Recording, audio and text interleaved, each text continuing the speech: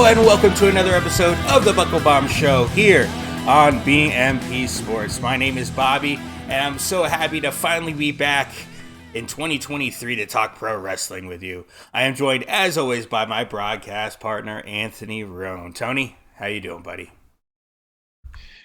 You know, it's a new year, new me. I'm just kidding. WWE's still doing racist ass bullshit and letting creepy old men run their fucking company, and the best parts of wrestling are passing away. This year already sucks.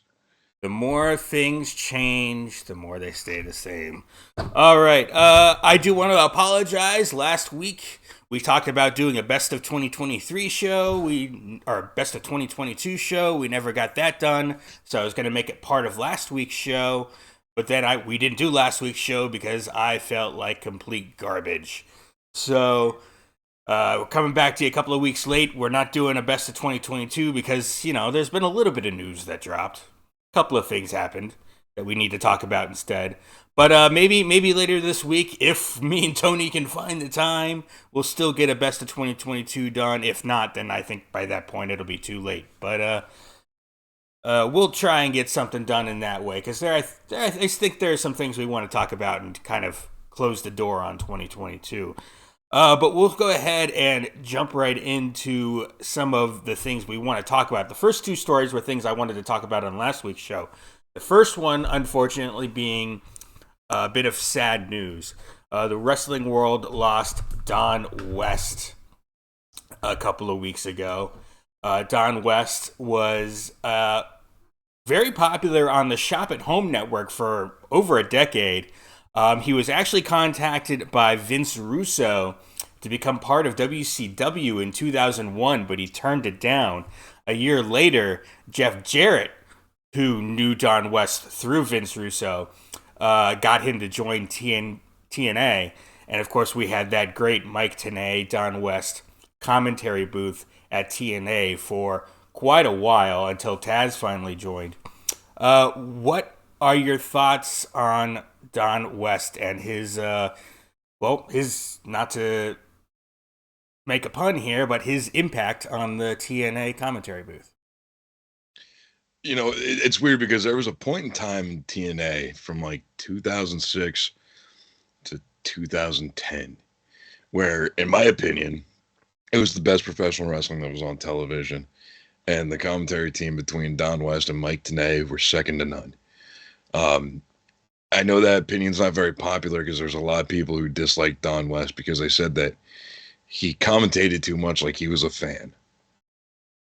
And if that is so wrong, then, man, people like you and me are doing something wrong. That means that we shouldn't have a voice in pro wrestling. Truth be told, Don West was one of the first people to have a voice in pro wrestling as a fan. Just some of the calls that he's made over the years. Monsters Ball matches, Abyss versus Raven, AJ Styles versus Mojo versus Christopher Daniels for the X Division Championship at Unbreakable.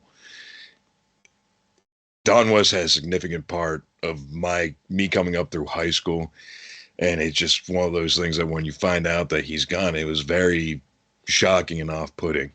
But the thing is with death is that there's no more pain and suffering, and hopefully he's in a better spot now than what he was prior. Absolutely. Brain lymphoma. It was announced in 2001 that he had been diagnosed with that. He'd been fighting that. I don't have a lot of memories of Don West, unfortunately, because I didn't watch TNA. By the time WCW died and TNA started up, I was checking out of wrestling more and more. Occasionally, I'd put on the TNA product, and it was always, as a big WCW guy, I loved Mike Tenay. It was always a little weird hearing him in the play-by-play role as opposed to like a third color commentary like he was on Nitro. But and then you had Don West as a color commentator, and I had no idea who he was. But I what little I saw, it definitely worked very, very well. And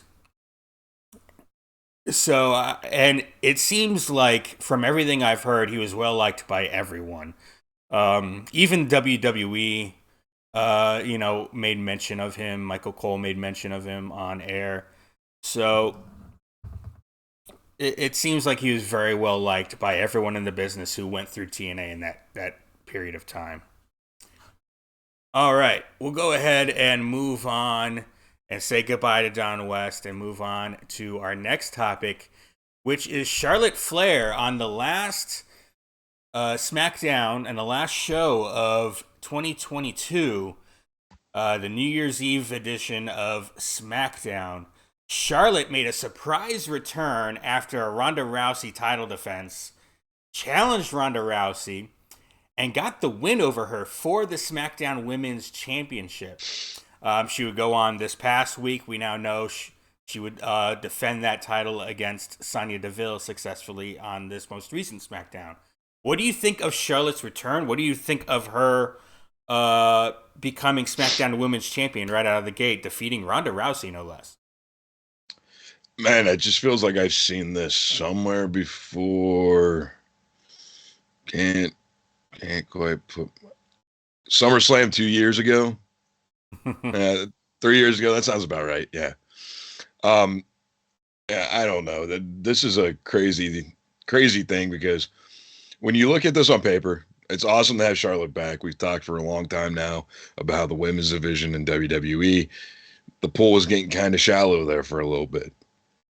And now, hopefully, with the return of Charlotte, the return of hopefully Lacey Evans soon, Becky's back, we're going to actually be able to tell some greater stories heading into WrestleMania. And my theory about this is that going into WrestleMania, there's only one match to make if they don't make sure Charlotte's a heel.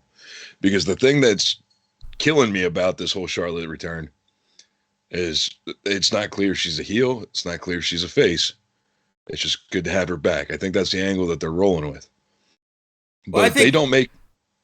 I think she's been pretty clearly, just because of who they're setting her up against, coming back against a heel Ronda Rousey, and then, this week a heel Sonya Deville.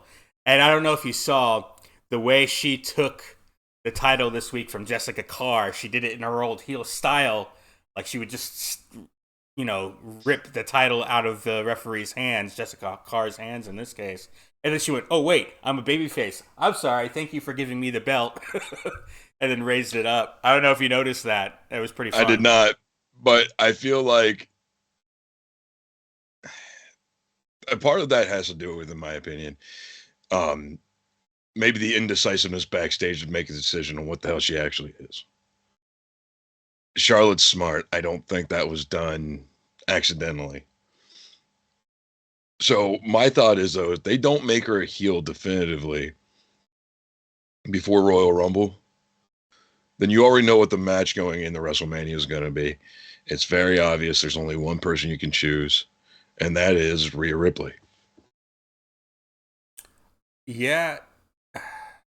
The history is there. It tells a great story. She has, Judgment Day backing her in a title match. And let's face it, I mean, there were some things I wasn't really happy with Judgment Day coming off of Raw last night. But if you would have asked me in the beginning of 2022 if I would have ever cared if the Judgment Day split up, I would have probably laughed at you and been like, who gives a fuck? Now Judgment Day has gotten to the point where it's kind of like a necessity on Monday nights. Mm-hmm.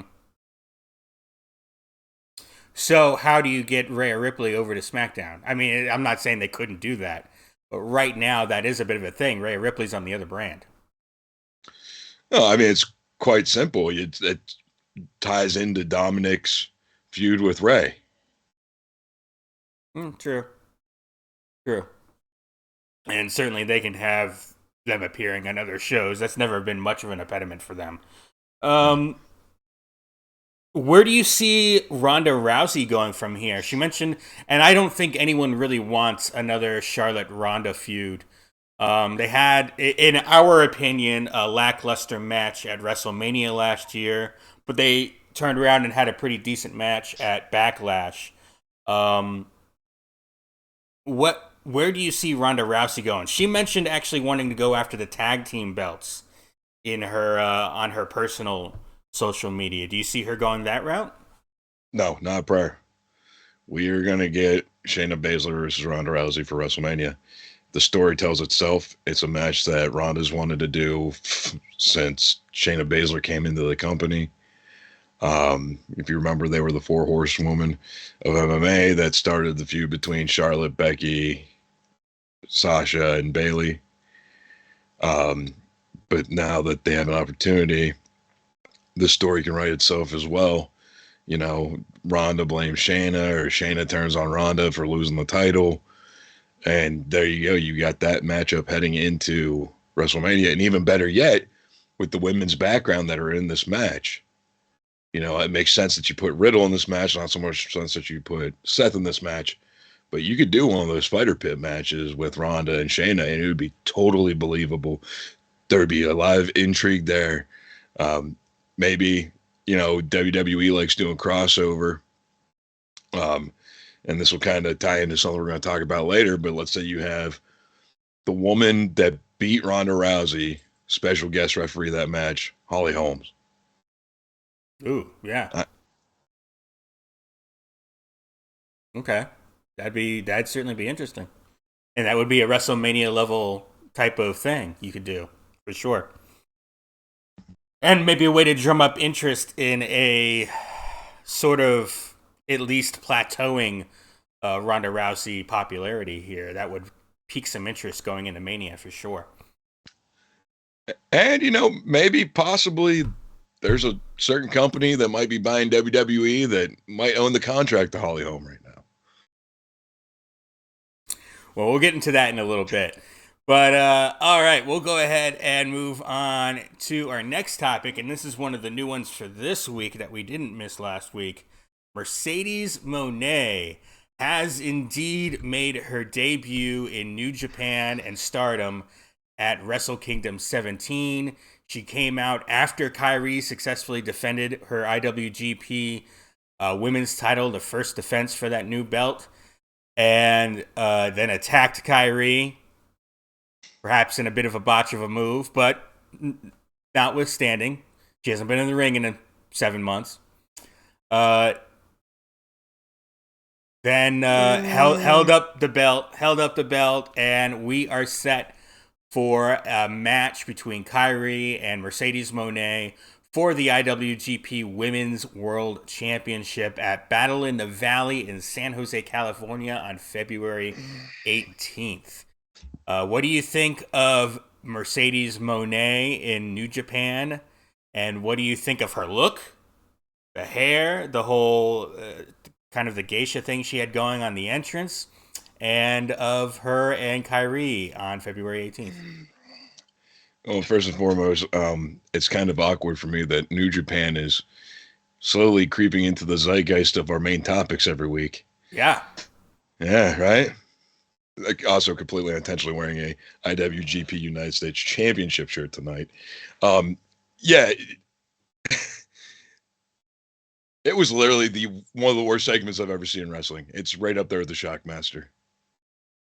I don't think so. The move was a little botched, but come on. The move was extremely botched and then cut like the worst promo I've ever heard in my life.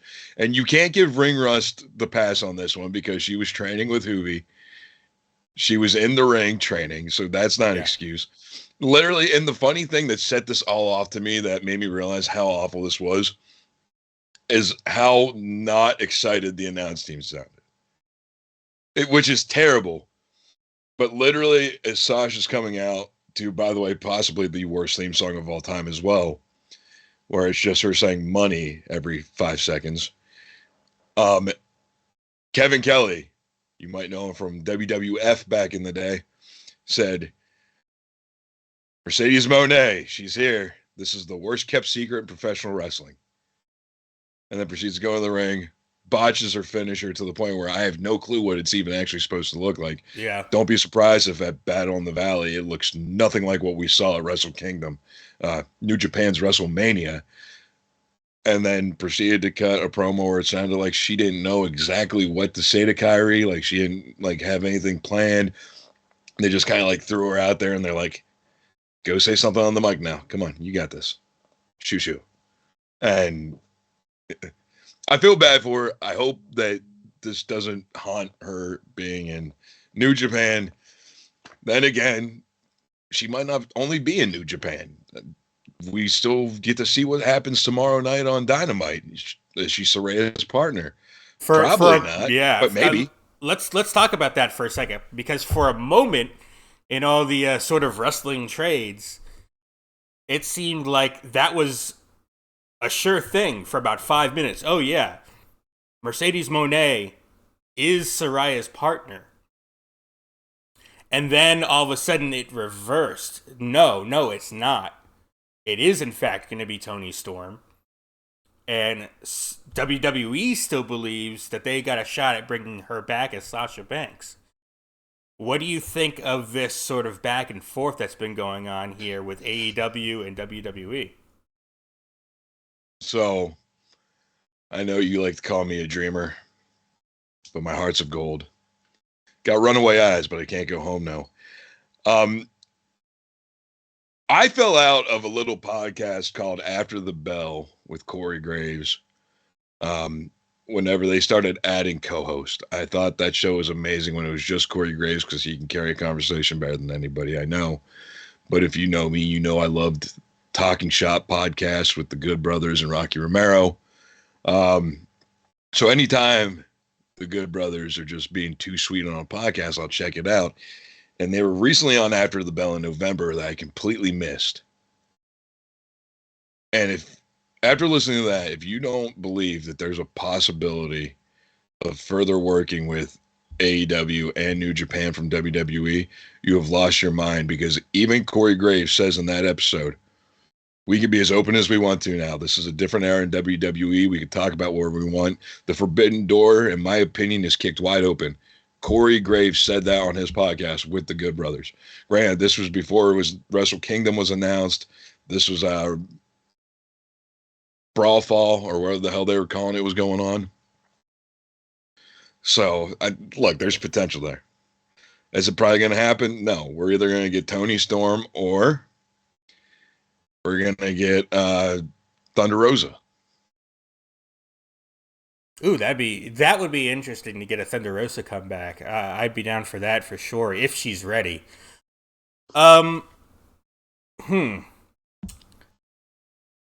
Yeah, you know me. I think the WWE's opened up. They're more open to, at least when they take someone in, them finishing up their bookings and still having them on their own TV rather than waiting. And some of these little things, they're not going to have their contracted wrestlers out at other places unless there's a set deal in place. And I still think WWE looks at it as, how does that really benefit us all that much? So I don't think you're going to see that happen. I just don't. Here with Mercedes Moné, obviously there's not a WWE deal in place right now. Therefore, if one comes to be, I think you do end up in a bit of a Carl Anderson situation here, where she's going to have to go through some dates with New Japan for a little bit, for at least the next 6 months or whatever long that lasts, while she's still being Sasha Banks on WWE TV. And you could have a bit of both and crossover there. I think the one impediment to her signing with AEW would be the contract length. She'd pretty much have to sign 3 to 5 years, and I don't know if she wants to do that. No, I think right now she wants the shortest contract possible.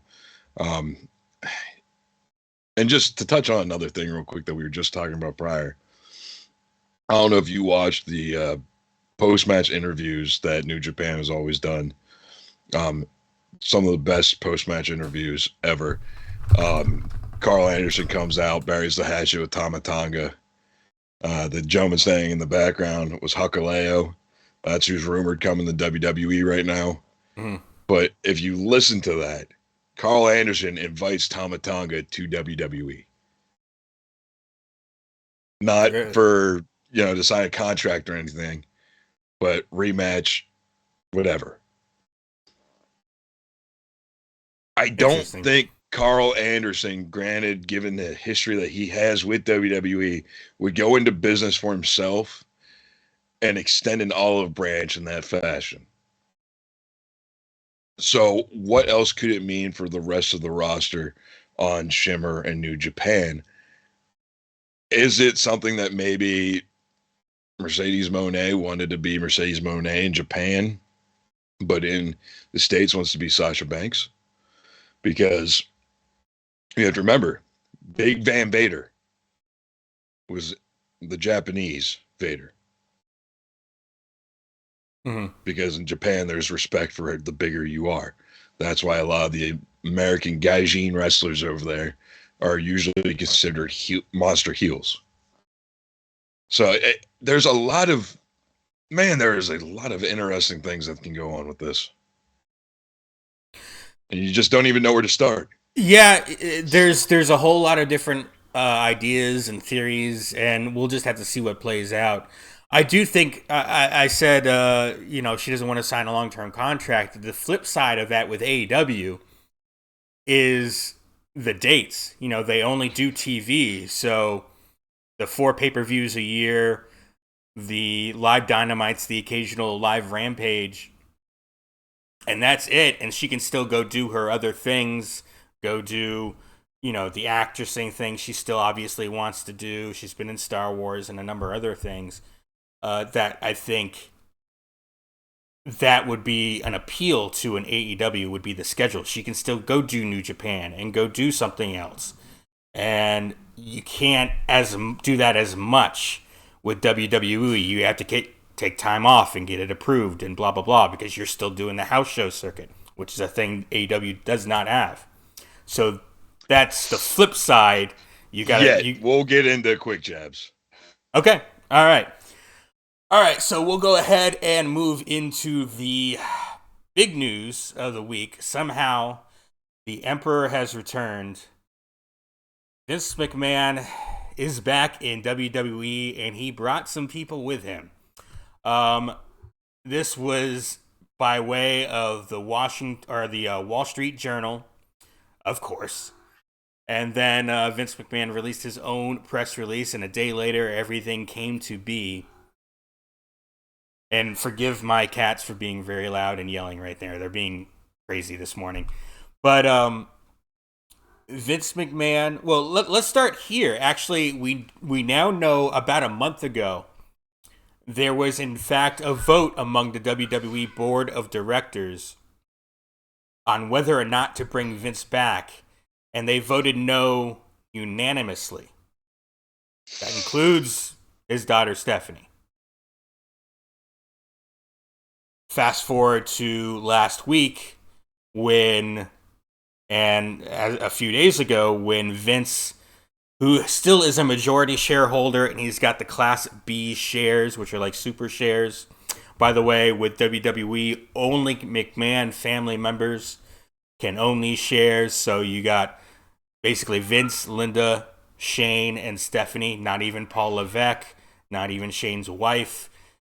Only McMahon family members directly can own this stock. And McMahon owns 80% of them, which gives him a voting majority. So he can do pretty much whatever he wants. Even though he wasn't a board member, he can go, oh, wait, I'm voting myself back onto the board, which is basically what he did.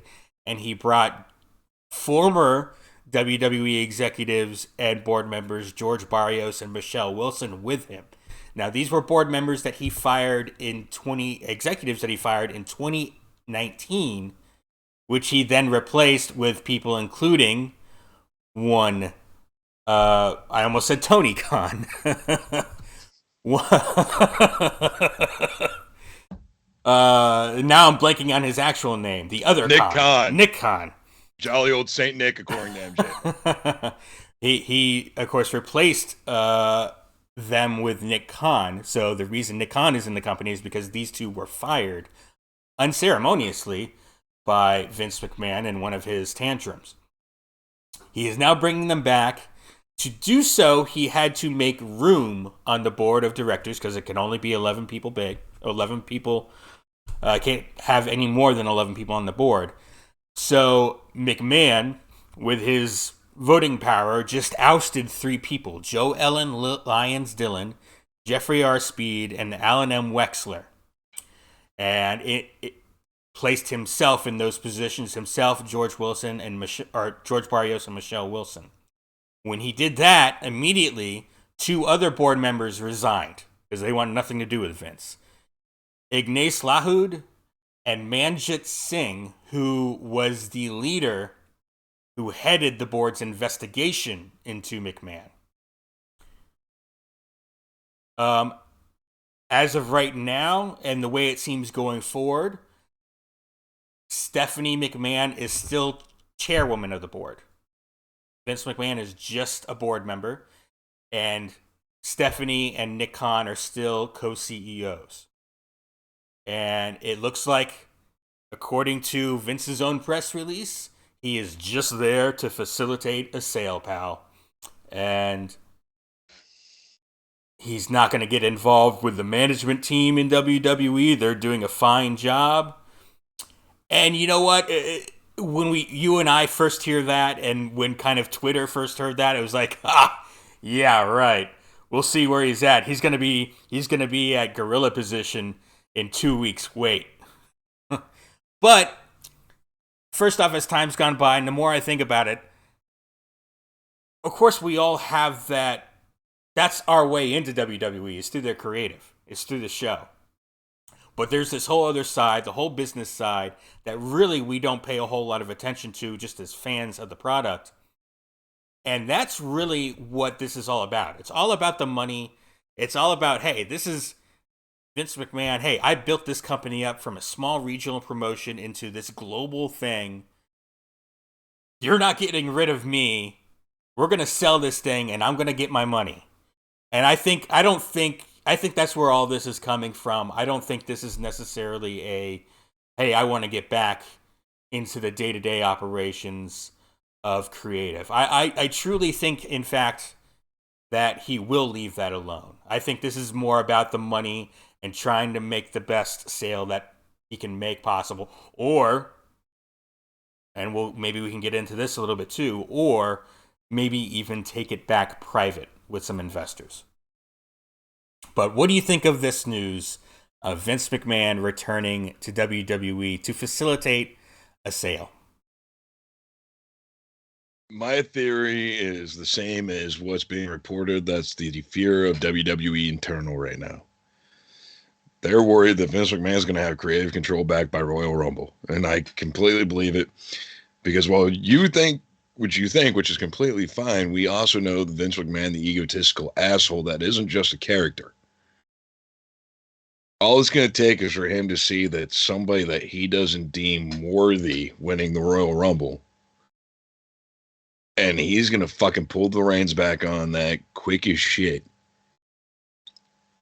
I mean, the other part of this that like really worries me is I feel for the talent that Triple H has rehired. If you remember, a couple weeks ago, a report came out about all the talent that Vince fired was not because of budget or skill, but simply just because Vince did not like them. Yeah. So that has to make people feel some sort of way too, just knowing that, you know, you're going to work in an even more toxic environment because of the same toxic asshole that was voted out of the company. I do have to say, though, this is some of the best long-term storytelling WWE has done in a long time. This storyline's been going on for almost a year now. There's no way 2023 could be crazier in professional wrestling than 2022 was, right? You would think so, but I mean, this is our first big story of the year, and it's a doozy. WWAEW. CM Punk becoming head of live events for WWE. The Young Bucks winning the NXT Tag Team Champions from the New Day. You're going into Fantasyland again. Come on. Supercard of Honor with every promotion. Yeah, no chance of any of that shit happening this year. Because none of that sounds crazier than Vince McMahon watching Succession one goddamn time and deciding he needs to make that show his fucking personality and life and fucking over his entire company that was actually doing great for a change.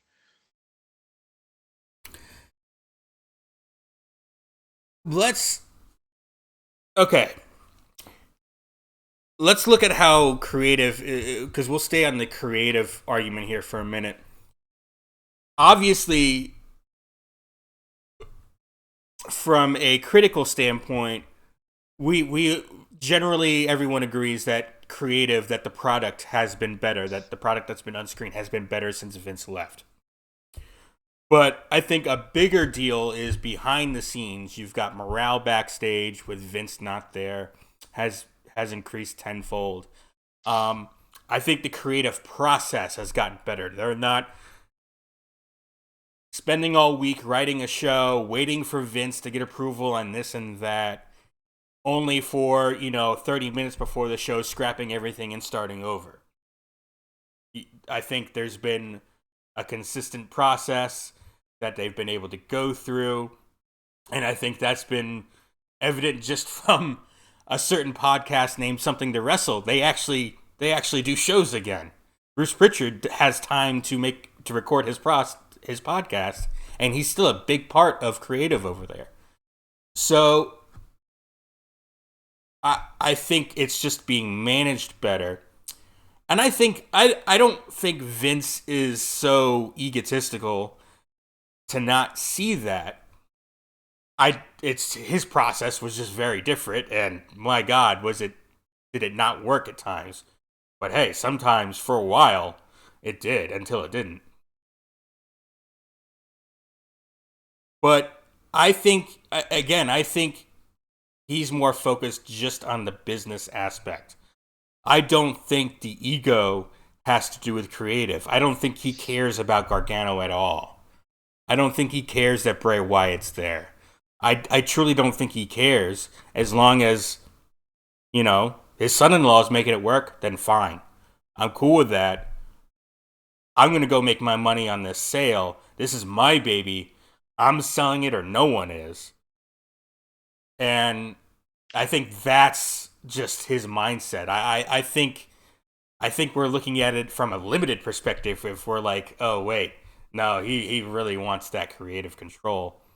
I don't think that's as big a deal to him as a lot of us assume it is.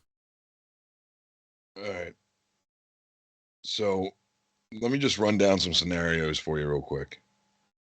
Because honestly, Vince McMahon taking WWE private is like literally the least of my worries. The best outcome scenario, and Lord forgive me because I know this is so wrong. All the steroids that Vince McMahon has been pumping into his ass for the last 60 years finally catches up with his heart and explodes in his chest. Saving Linda McMahon and Stephanie and Shane and his grandchildren a ton of embarrassment. I thought you were about to say idiotic daughter and doofus son-in-law. You talk about Vince dead. Oh, look at that. It's clobbering time. Anywho, best case scenario number 2. And this is where I could put on the Booker hat. Warner Brothers Discovery is the highest bidder. And there's somehow now able to be a legit crossover with AEW and WWE. Although I'm not too keen on one company having the monopoly on professional wrestling. Then there's option number 3. You have all the in-between companies, which, fine and dandy. But then there is worst case scenario numero uno. And this is a legitimate possibility that scares the shit out of me because of how corrupt these people are. The word that the Saudi Royal Family Trust is interested in purchasing WWE. That is the scariest possibility. Because not only is it Saudi Arabia looking to, I don't know, 9/11, human rights violations, Khashoggi, things like that. They also want the fucking mad tyrant to run the company for them, it's being reported. Oh, of course. That's who they have their relationship with. So in my mind, that's the worst case scenario. But if Vince really wants control of his company back, that's the route he's going to end up taking. And the reason why it's scarier is because nobody has deeper pockets than the Saudis. Like, they have the literal definition of fuck you money. They could just spend it however they want. Oh, look at that. You get some pussy for a change.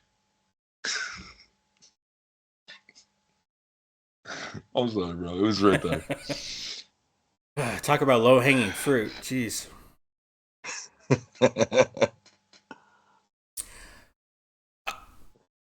The Saudi interest, it's an interesting notion, but at the same time, with these sales, you do still have to take some sort of PR.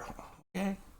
Sorry, you do have to still look into the PR and the future of the business, and I think they have the most amount of money that they could just throw at it, because I think you're looking at a three to $4 billion sale is what WWE is looking for. I don't know if they get that, except with maybe one or two companies. The Saudi company would be one of them. I think Comcast, of all the companies that are all the American or North American companies, Comcast has the highest valuation. They have 160 billion to play with, so they could easily throw in 4 billion, and then they don't have to pay rights fees. Now they own the content creation company for that. They can put that content on USA and on NBC if they want. Move SmackDown from Fox to NBC when the Fox deal runs out. So you have that's one way to do it. Of course, that was the Ted Turner way. Which would be very interesting to put WWE in the spot WCW was in, though we know Turner, TBS, Turner Broadcast, really mismanaged WCW as a whole because most of the company didn't want it. I think that would be very different in this situation. Ted Turner made the unilateral decision.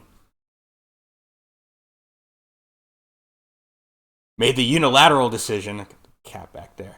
And he made the unilateral decision to buy Crockett Promotions.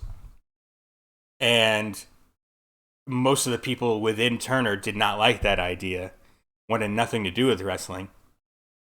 This would be very different. It would be a big company with a board. They would all approve it, and it would be a big deal. And they would be very smart. They would go, hey, we're going to allow the people that are running the company to continue running it. And we're going to learn about it, and then eventually we'll slowly start to creep our way into making more and more decisions.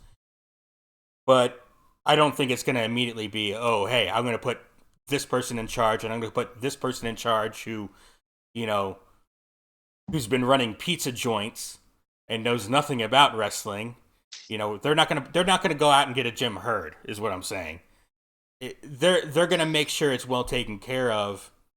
And up until a point where, at the very least, they feel like they have enough know-how themselves. So it'll be a number of years before it's really felt, whether a Comcast or a Fox and Fox isn't big anymore because most of it was sold off to Disney. So it'd be Comcast, it'd be Disney, it'd be Warner Brothers Discovery, which would be the same thing. If Warner Brothers Discovery, of course, it's the interesting thing because they have a deal with AEW. Well, now they can buy a wrestling content creation company, and they won't need to license AEW anymore. So once that contract's done with AEW, they could leave AEW in the wind without a deal. And you're talking about crossover. I'm saying AEW won't be on TV anymore. It'll be all WWE because they won't need to pay AEW anymore once that contract's out. So... And of course, that would be interesting because Warner Brothers Discovery, used to be TBS. So, yeah. Another thing I find interesting in this is just speaking of how cryptic Tony Khan has been lately on Twitter about, I wonder why people have been so nice to me That was lately. great. That was a fun joke. I got a nice little pop out of that. But while we're on the topic, because there's nowhere else for us to shoehorn this in, Bobby, you posed a question to me Sunday night that I feel like needs to be asked for our viewing audience to comment on down below. The Jaguars are in the playoffs. What could that possibly mean for WWE? Well, it's not so much the playoffs, because we all don't think the Jaguars are going to get anywhere. But if they do, if the Jaguars win the Super Bowl, does that mean they're sending Shad and Tony Khan a WWE Championship belt? Listen, I'm a diehard Eagles fan. I would basically sacrifice my left nut to get a second Eagles Super Bowl. But I would forego that if I knew it was going to be Jacksonville versus Philly in the Super Bowl and Pantene Pro V won the Super Bowl. Doug Peterson won a second Super Bowl, making him the only head coach with two different statues in two different cities in the country.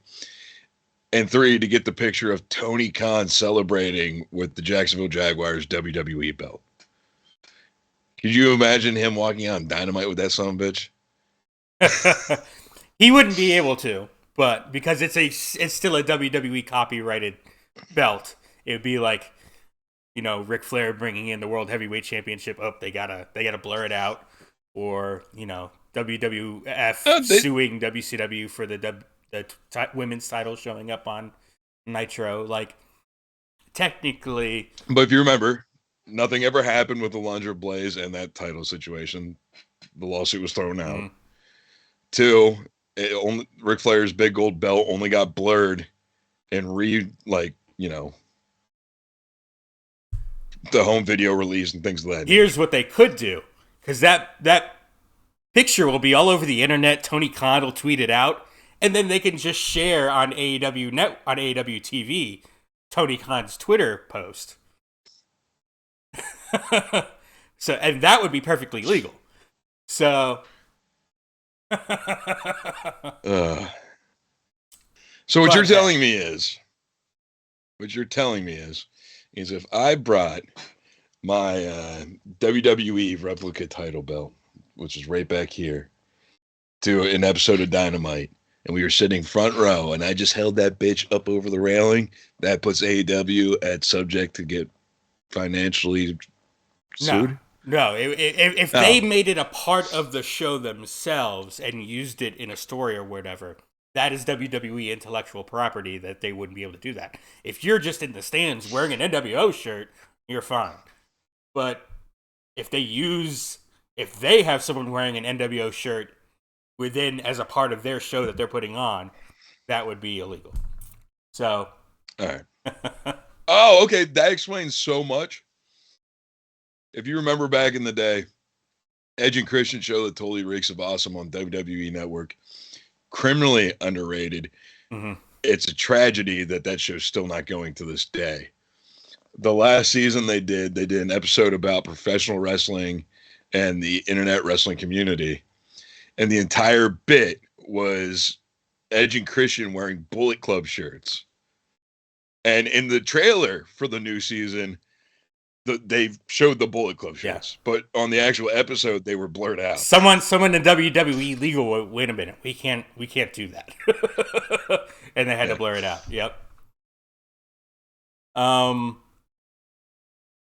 Well, let's go ahead and we'll just move over to the quick jab stuff, but we can continue talking about some of this. What would be interesting, I think, because I think you'll have that WWE belt. They'll send it, right? I mean, is WWE just not going to send it? On the other hand, how fucking petty would that be? On the other hand, certainly Tony Khan's going to have an AEW belt that he's going to hand to his team too, right? You would think so. And now you got both of them right next to each other.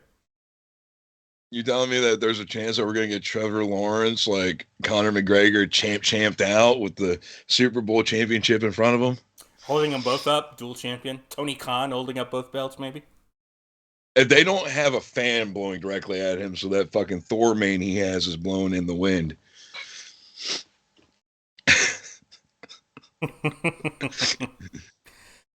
Listen, and I think there's a big winner in all this that none of us are talking about. What's that? The bidding war of 2024. That's just more money for MJF. Speaking of fun tweets, that was a fun one right there, where he just said, "I love all of these companies: Comcast, Warner Brothers Discovery, Endeavor Media, and all these different things." Which we mentioned Endeavor earlier in the Holly Holmes thing. Did you want to bring that up too? That possibility? What do you think of that? Not likely, but Yeah. Well, first off, I know this is not professional wrestling related, but Dana White I just want to see the flower basket that was sitting in Vince McMahon's office sent from Dana White for taking some of the heat off of him. yeah. Ironically enough, they're still advertising power slap fights for after AEW. What a weird story. Like, that's the show that is about to premiere after Dana White slaps his wife. Like, what matrix are we living in? Like, Jesus. Like, how is that not scripted? Look, I'm literally starting to believe that we all live in the Matrix. All these people that we watch on the television are NPCs, and just they've ran through the programming so many fucking times that the AI is just broken, and it's like, let's just throw it all at the fucking wall and see what sticks. Right. Billionaire smacks the shit out of his wife in retaliation on New Year's Eve. That'll be hot for a couple days, and then we'll bury it with the return of a billionaire potential sex offender. Phew. And then what we're going to do is we're going to have said billionaire sexual predator hire JP Morgan to help facilitate a sale, which, not to put the tinfoil hat on, but JP fucking Morgan, crooked as shit. And then we're going to have JP Morgan and old sex predator talking to the company that power slap fight husband works for to potentially have that parent company own all the companies. Like, it's weird. None of this shit makes sense anymore, Bobby. We're just along for the ride, so buckle up, Buttercup, because there ain't a goddamn thing you or I could do about it. Except sit here and talk about it, which is what we love to do. All right. Anything else did you want to talk about here for quick jabs? Because we only brought up Mercedes Moné from Wrestle Kingdom. I know you loved, and I did not get to see it, the IWGP US title match on your shirt, the Ospreay versus Omega match. You said you told me you thought that was one of the best matches ever. So if you want to talk about that for a minute. Surprisingly, it was, because I know how you feel about Kenny Omega and storytelling and things of that nature. But if you go back to the history of not only Kenny Omega and Will Ospreay, which is a deep, rich history, you also go back to the history of Kenny Omega in New Japan once he decided that he was leaving to form AEW. And a lot of the stuff that was unresolved from all those storylines and all the times he's worked with Ospreay and all the times he worked in New Japan came to a head and was resolved in that one match. And it was absolutely beautiful. Not surprised they broke the 5-star scale with that match. I mean, seriously, I think, Bobby, if you watch this match, it's something you'll be able to appreciate.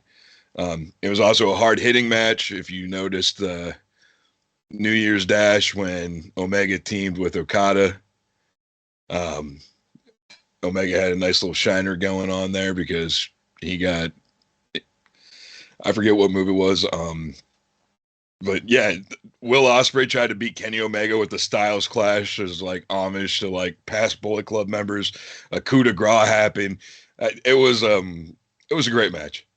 But one of the things I wanted to talk about, quick jabs, and actually my quick jabs were very Jericho heavy, so bear with me.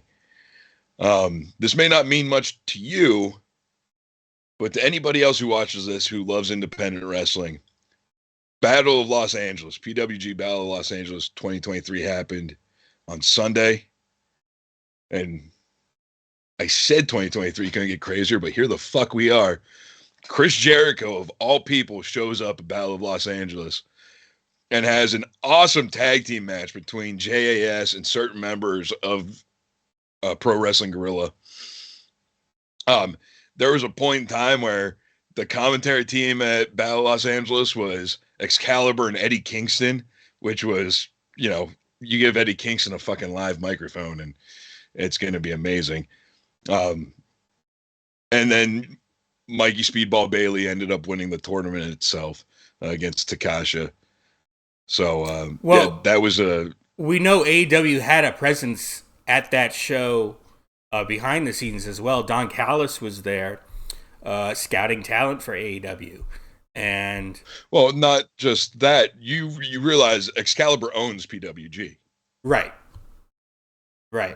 So, yeah, that's, can't get much more presence than that right there, I feel like. Mm. And the other quick jab I had this week is the Last Outlaw, Jeff Jarrett himself, was on Talk is Jericho. And I don't know if you caught this interview, but there was some really interesting things that was said. One of those things in particular being what Jarrett's actual role behind the scenes of AEW is. Jeff Jarrett is officially their live event coordinator. Yeah, that was in the press release. We talked about that. Which, according to Jarrett, is going to lead to the inevitable future of house shows for AEW. The one thing, though, that he was talking about in particular is the possibility of doing stationary house shows because of a contract that AEW is getting ready to sign with Universal Studios to use Lot 26, the same studio they used to film TNA Impact back in the day. The old Impact Zone. Wow. How about that? So, kind of weird how everything just comes, full circle. Yeah, that's interesting. And imagine if Disney were to buy WWE and you could have wrestling on the Disney lot as well at the old studio where, for a little while, WCW Saturday Night, WCW Worldwide was taped. Where that infamous image of Hulk Hogan signing with WCW rolling down the street in the back of the Dodge Viper that was painted Hulk Hogan colors. Yeah. Just another quick jab, and this one doesn't mean shit to anything. But if you feel dead inside and you need a good cry, I cannot suggest this enough. Go back and listen to the most recent FTR podcast. Dax gets really open and really personal about a lot of stuff, about how FTR almost wasn't a thing anymore after Cash got caught up in that turnbuckle hook, life with his daughter, the whole nine. It'll make you tear up a bit. I haven't watched it yet because the show, a lot of it's about that third Briscoes match, which I still, for some reason, have not gotten around to watching. So I want to make sure I watch that before I get into the podcast. But yeah, you've played up that podcast to me. I really do want to listen to that one. I will tell you this. When you finally watch this third match, you will see a spot that Dax refuses to let die. Although he should have given up after about 3 minutes of trying to make this spot happen. He refuses to let it die, and it will pop the shit out of you. And it's all because of his sweaty-ass bald head. He can't do this spot. And his co-host on the podcast, I forget who it is, gave him shit about it. And Dax admittedly also agrees he should have given up on the spot, but he was too stubborn to. It was good. All right. Any other quick jabs before we end this thing? Man, why do I feel like I'm forgetting something? Yeah, I've been racking my brain the last few minutes. I'm like, there's something else I want to talk about, but I don't remember it right now. We're not going to talk about this right now because it's yet to be seen what's actually going on with this Dom storyline. But I want to throw this into quick jabs. When they did the prison segment last week, what they presented last night on Raw versus where I thought they were actually going with it ended up being two totally different things.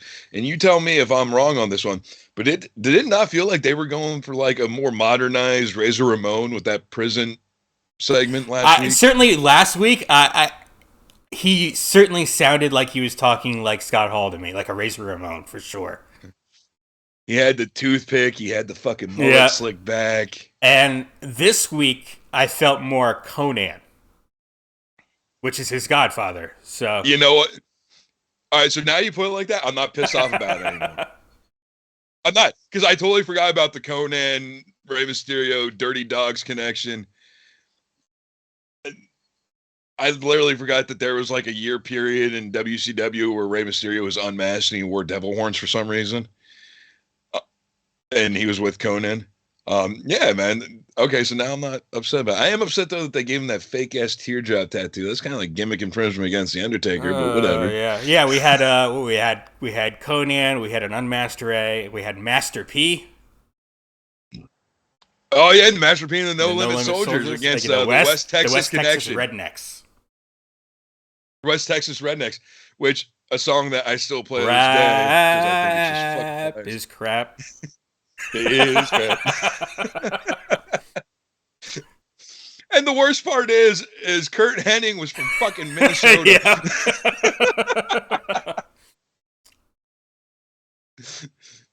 All right. Ladies and gentlemen, Vince Russo ran WCW.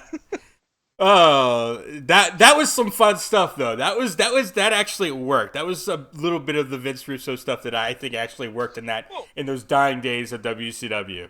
The West Texas Rednecks and their single song out there to go against Master P was a lot of fun.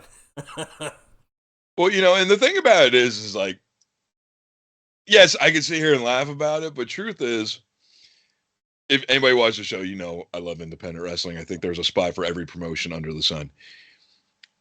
If it wasn't for Vince Russo giving Master P that little bit of screen time on WCW, there's a chance that House of Glory Wrestling would not exist anymore.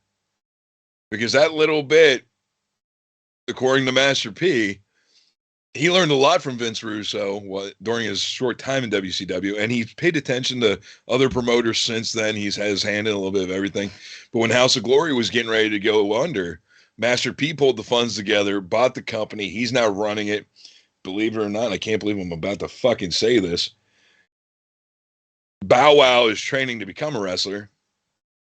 So how many professional wrestlers is that now in the Fast and Furious universe? Oh, boy.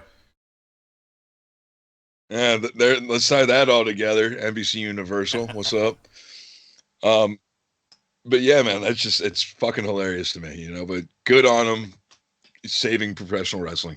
All right, we'll end it there on Master P and on the West Texas Rednecks. Rap is crap. Not necessarily my opinion. American man. Oh, now we're going back. All right. Tony, I know you got to get to work here, so we'll go ahead and end the show. That'll do it for this week, this episode of the Buckle Bomb Show. Keep your eyes peeled. We're going to try maybe on a Friday to get you a best of 2022.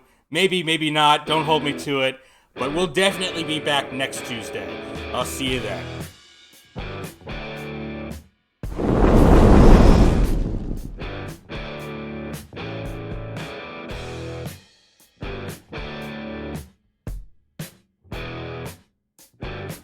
The preceding announcement has been paid for by Bomb Media Production.